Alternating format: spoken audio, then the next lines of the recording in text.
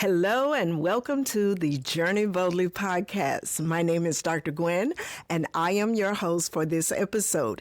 I'm so excited that you have joined me as I address a question that your colleague in higher education leadership has asked about being there. Send your questions to Dr. Gwen at journeyboldlypodcast.com or go to our website at www.journeyboldlypodcast.com and submit your question there. Thank you again for joining. So let's get started. The question for this episode is, as a successful business owner, what is your secret to covering all the bases and keeping all the balls in the air, so to speak? Okay, so as a business owner, I am going to answer this question based on what I have learned over the past 17 years with Quality Measures. I started Quality Measures LLC in 2009, and I have loved every minute of it. Well, it's been really hard, but I still loved every minute of it. It doesn't mean that loving what I'm doing and loving the fact that I have a business and God has blessed me to sustain the business and people have been really supportive of me over the years. But I have come to learn a lot in those 17 years. So I'm going to take this question and break it up, even though it's one sentiment with three different ways of saying the same thing. I'm going to address each one of them. So let's get started. Before you can decide what being a successful anything means, you have to decide what success means for you. And so for me, there were a few things that I decided considered successful to me. One, quitting was not an option. I had read that 20 to 25% of businesses fail in the first year. 50% of businesses fail in the first 5 years. It takes about 5 years to turn a real profit. So just knowing that going in, I made the decision that that wouldn't be me. To be honest, I had no idea what I was doing. When I started Quality Measures, I knew how to do the work I was doing, but I didn't know how to have a business. I just knew that success for me meant not to quit. So what that did was helped me to be open to learning. I'm already a lifelong learner. I always learn wherever the information, I'm going to learn it. My 2-year-old grandson will know something I don't know. And if he knows something I don't know, I'm willing to learn from him. So learning is not limited to titles and positions. It's whoever has the knowledge. So I opened myself up to learning. I took advantage of free opportunities that were presented by the Small Business Administration here in Virginia, and other organizations. I read books by consulting gurus. I read books by business leaders. I learned as much as I could. I tried whatever was I learned, and if it worked, it worked. If it didn't, it didn't. And I looked at my learning as finding out and figuring out what works and what doesn't work. So for me, I took the word mistake out of my vocabulary, and I decided that I did not make mistakes. I just learned what did not work. And if it didn't work, I didn't do it again. The other thing about choosing not to quit is I had been through hard times in my life before. And when things got really hard, I didn't think that meant I was supposed to quit. So I grew up in Louisiana in the 70s and graduated from high school in 81. I went to Southeastern Louisiana University. And I'll give you a little bit of history for context. In 1955, after Brown versus Board of Education, Southeastern Louisiana University allowed 6 African Americans to come to their campus, to enroll in their campus. My mother was one of those 6. Enrolling was one thing. Being successful was another. There were so many things and so many stories she told us. For example, One of her professors made 50% of her grade class participation. Makes sense? Okay. But she was never called on, even when she was the only one with her hand raised. So in order to get a C, you had to make straight A's. And that wasn't always the case. There were other stories, but Mama told us about those stories. And in 1981, I enrolled in Southeastern Louisiana University. And in 1984, I graduated from Southeastern Louisiana University. Now, that doesn't mean it was as bad as it was for her, but it definitely wasn't smooth sailing. So I experienced some of the things she experienced, but not to the degree. Why did I say that? Because injustice has always been built into the life that I've always lived. And one of the things my mother taught me was that just because it's hard doesn't mean you don't have to do it. And just because no one else has to do it doesn't mean you don't have to do it. So I learned to navigate injustice, difficulty, hard times, because my goal was more important than someone else's thoughts or decisions about what I should be able to accomplish.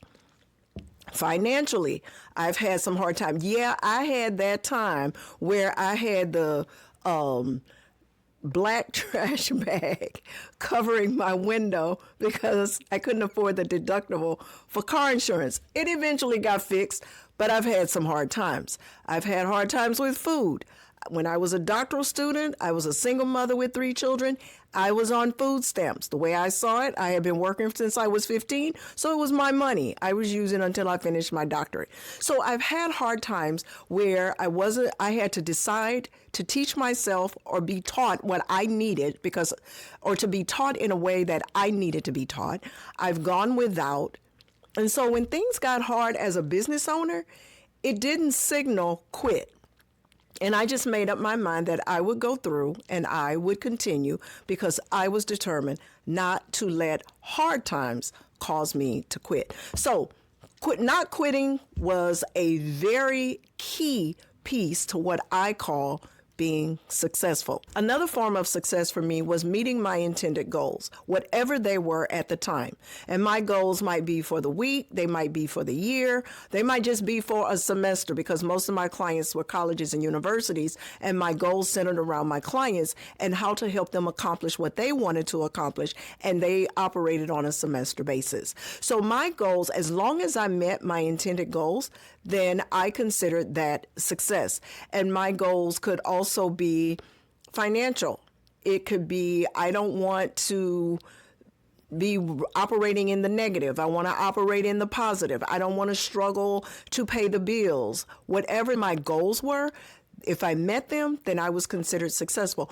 On the flip side, because as I said earlier, I didn't see myself as making mistakes. If I didn't meet a goal, then I did reflection on what caused me to not meet that goal. And I'll talk a little bit more about that in depth as I cover another part of the question. In addition to these two things, for me, success was, am I learning? Am I growing? Am I able to do something today that I wasn't able to do yesterday? Can I do something better this year than I did last year? Do I have information, insight, understanding, and revelation to accomplish things in a way that made operating more efficient and more effective? So as long as I was learning and growing, to me, I was being successful. So number one, define what success means for you. For me, it meant not to quit, accomplishing the goals I set for myself, and learning and growing to become better than I was before. As long as I was doing those 3 things, I considered myself in this business as a business owner successful. The second part of that question is about covering all the bases. And for me, being able to cover all the bases, I have to first decide what bases am I trying to cover. Now, if we start with the baseball metaphor, there are 4 of them. There's only one with the name home. So you always start in baseball. I'm not a baseball connoisseur. I'm not a baseball expert. I don't even watch baseball. But, I played a little softball in middle school, but that's about it. Home base is where you start. And home base is where you end if you are to say, I accomplished something.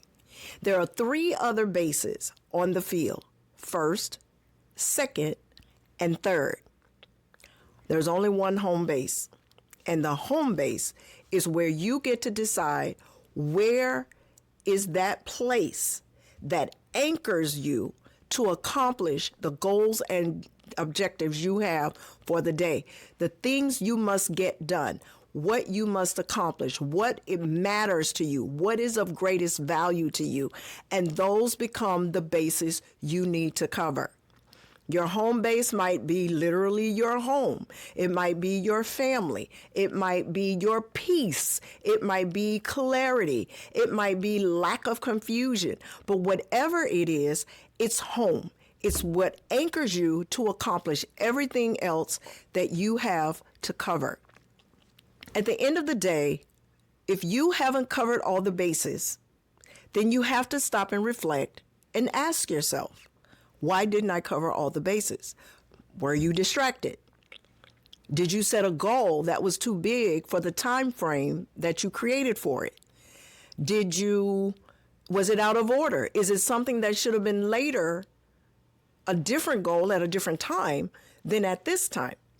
Did you include someone or delegate something that didn't allow you to accomplish what you were setting out to accomplish in covering that base? Regardless of why you didn't get them covered, conducting a reflection empowers you to better understand yourself, the goals you set for yourself, and what you're supposed to get done in the time frame you're supposed to get it done. So you decide what bases you need to cover, regardless of how those bases get defined, regardless of what gets put on those bases. You decide what needs to be covered, and if you cover them, yes, great. If you don't cover them, then do the reflection to figure out why. Third and finally is deciding which balls to catch. I don't catch all the balls. I was going to talk about how to let them drop gracefully, but I'm going to talk a little differently about keeping all the balls in the air. Here's the thing, not all of them needs to stay in the air. Some of them need to drop, because that allows you to catch the ones you need to be focusing on. And if you can't catch them all, but they are valuable enough to be caught, then seek help. Ask others to help you. And we'll have another episode about accountability. But right now, in thinking about keeping all the balls in the air, first of all, who said they all need to stay up there? Secondly, you didn't put them all up there. Other people come in your life and throw balls in the air and decide you need to catch them. If you didn't throw it, you might not have to catch it. Our bosses throw balls in our air. Clients throw balls in the air. Our family throw balls in the air. But that doesn't mean you have to make that ball a priority. Secondly, if the ball is rubber, let it bounce. You'll get another chance to be able to catch it and maybe throw it back up in the air. So thinking about that, one of my teammates said to me that there are 2 kinds of balls. There are rubber balls and there are glass balls. Now think about that for a moment. Glass balls, if they drop, they shatter. Rubber balls, if they drop, they bounce back. So deciding, first of all, whether or not the ball is glass or if the ball is rubber. If it's a glass ball, that's something you cannot let drop, and that has to stay in the air. You have to catch it if it's coming down, and you have to be able to keep it safe. That could be your family. That could be your peace. That could be your finances, whatever it is. What is my point? My point is, keeping all the balls in the air is a juggling act. And just because someone threw the ball in the air or that the ball is in the air doesn't mean it has to stay in the air. Some balls need to drop because they shouldn't be your priority. They are not your priority. They are not going to help you get to your goals. If we are keeping things going, to save face or because someone else thinks we should do it, or we're thinking more about someone else's peace versus our peace, then you will always be juggling for someone else. But if you're juggling for yourself, you're trying to get things done because you need them done. These are important to you. These are your values. Your decisions on what to carry, what to keep, what to let go has to be based on what you need for you. Let other people juggle the balls that they want to throw up in the air. You juggle the ones you need to keep in your life. So in response to the question, being a successful business owner is about, number one, knowing what you call success, and then making sure that the decisions you make every day, how you align your life, how you align the work of the business, how you align support for the business, matches what you call success. Secondly, covering all the bases, you have to decide which bases you want to cover. Start with what your home base is. Anchor yourself for your home base and then decide what else you need to cover. There is this concept called the rule of 3. 3 is a good number because it allows you to get enough done to feel accomplished. And so you have 3 other bases to worry about. And those are the ones you get to decide are your goals for the day, or your goals for the month, your goals for the year. You get to decide what bases to cover, and then when they align with what your vision is for your life, you're able to cover them. The final example, keeping all the balls in the air. Number one, don't let other people throw balls in your air.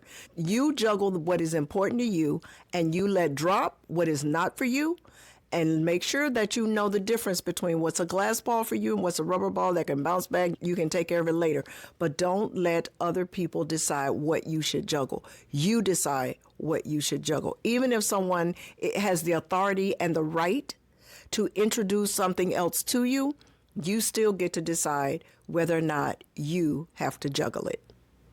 I hope this podcast has helped with some nuggets of support, encouragement, empowerment to continue to do the things that are important to you and to make a difference in the ways that you value. If you have a question that you would like for me to address, please send your question to Dr. Gwen at journeyboldlypodcast.com or go to our website at www.journeyboldlypodcast.com and submit it there. Thank you so much again for listening, and remember to lead boldly.